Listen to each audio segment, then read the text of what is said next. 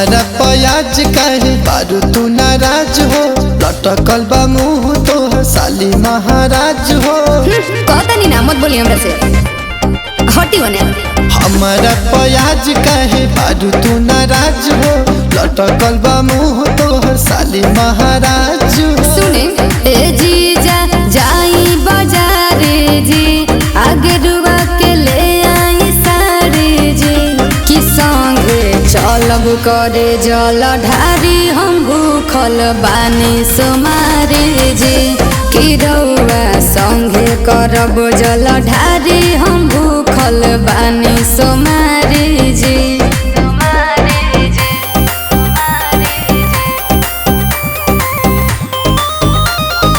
Music by Nilesh Sharma.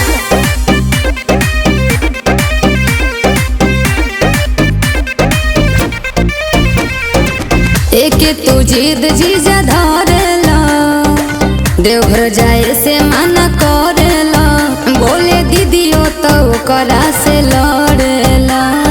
ई सब का बोली तो साली छोटे छोटे बात पर ना गुस्सा कर, काहे? बिना मतलब के हमसे ना रूसा कर। हम दूसरा तनी घुमाई बजे नहीं अब की बारे जे, आ हमारा आवता गारे जे, कि संगे चल करे जल ढारी, हम भूखल बानी सोमारे जे, कि रउआ संगे करब जल ढारी, हम भूखल बानी सोमारे जे।